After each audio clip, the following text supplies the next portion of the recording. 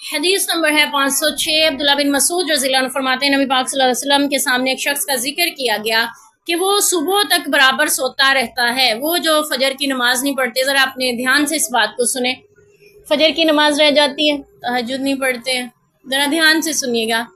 آپ صلی اللہ علیہ وسلم کے سامنے ذکر کیا گیا اللہ کے رسول ایک شخص جو ہے وہ برابر صبح تک سوتا رہتا ہے۔ آپ نے فرمایا شیطان اس کے کان میں پیشاب کر دیتا ہے۔ پچھلی حدیث میں پڑھا تھا 3 گریں لگاتا ہے، یہاں پہ کیا مل رہا ہے؟ وہ کراہیت والی چیز کان میں پھینک دیتا ہے۔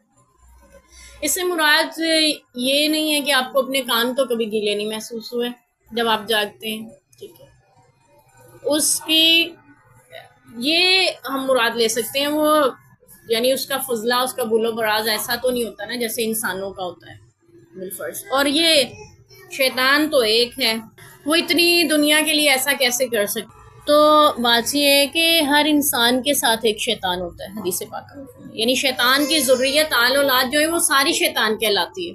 وہ شیطان جو آپ کے ساتھ رہتا ہے، حدیث پاک کا مفہوم ہے، وہ آپ کے ناک کے نتھنے میں رات بسر کرتا ہے۔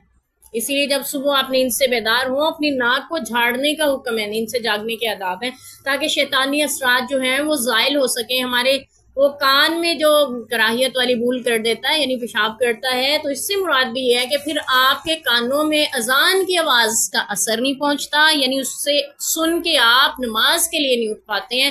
یہ وجہ ہوتی ہے کہ وہ آپ کے کان گندی چیز سے بند کر دیتا ہے، کیونکہ اس کی گندگی آپ کے کان میں چلی گئی ہوتی ہے۔ تو اس اثر کو زائل کرنے کے لیے، اس سے بچنے کے لیے ضروری ہے فجر کے وقت اٹھے۔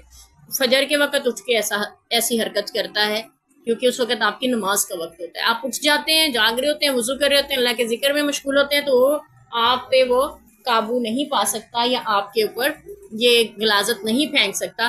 آپ ویسے تصور کریں، خدا نہ خواستہ چھینٹے پڑ جائیں تو انسان کو کتنی کراہیت محسوس ہوتی ہے، اور اگر کان میں چلے جائیں اللہ نہ کرے، ٹھیک ہے، تو اللہ تعالیٰ ہمیں شیطانی اثرات سے بچائے۔ یعنی وہ شیطان کے زیر اثر آ جاتا ہے وہ شخص، اور پھر ایسا ہوتا ہے کہ دین کی بات، حق کی بات، ہدایت کی بات اثر نہیں کرتی، سنائی ہی نہیں دیتی۔ جیسے اللہ نے قرآن میں فرمایا نا کہ ان کے کان تو ہیں لیکن سنتے نہیں، وَلَهُمْ آذَانٌ لَا يَسْمَعُونَ بِهَا۔ تو اس سے مراد یہی ہوتا ہے کہ پھر وہ بات اسی لیے اثر نہیں کرتی، اسی لیے ہم نیک نہیں ہو پاتے۔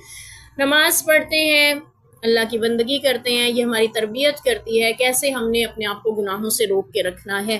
تو اس لیے شیطانی اثرات سے بچنا ضروری ہے۔ شیطانی اثرات ہم پہ کب مسلط ہوتے ہیں؟ جب ہم فجر کے لیے نہیں اٹھتے ہیں، جب ہم رات کو یہ سوچ کے سوئے رہتے ہیں اور ہر نماز کے آنکھ کھلنے پہ یہی سوچتے ہیں کہ ابھی بہت وقت ہے، اور نماز نہیں پڑھتے ہیں۔ اللہ ہمیں نماز کی پابندی کی توفیق عطا فرمائے۔